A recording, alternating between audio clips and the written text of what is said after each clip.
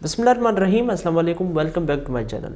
आज के इस लेक्चर में हम स्टैट्यूटरी इंटरप्रिटेशन को कंटिन्यू करेंगे और ये रूल पढ़ेंगे।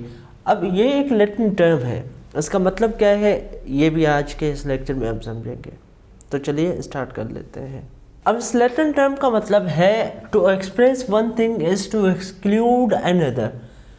मीन्स कानून में अगर एक चीज़ मेंशन है तो इसका मतलब ये है कि जो चीज़ मेंशन नहीं है वो मौजूद नहीं है।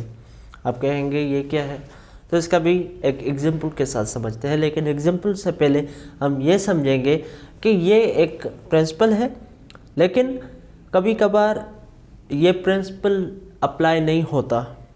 ये लाजमी नहीं है कि हर जगह अप्लाई हो, ये यूनिवर्सल एप्लीकेशन नहीं है। जैसा कि अगर हम देखें प्रिंसिपल्स ऑफ नेचुरल जस्टिस, उनकी यूनिवर्सल एप्लीकेबिलिटी है, लेकिन इस लैटिन टर्म की यूनिवर्सल एप्लीकेबिलिटी नहीं है। जहाँ लगे कि ये रूल अप्लाई करेंगे तो इससे इंटेंट ऑफ पार्लियामेंट डिफीट होगी, तो उस केस में इस रूल को अप्लाई नहीं किया जाएगा। एक कानून था जिसके ज़रिए हाउसेस, बिल्डिंग्स, वर्क्स, टेनमेंट्स, हेरिडिटामेंट्स के ऊपर टैक्स लगाया गया।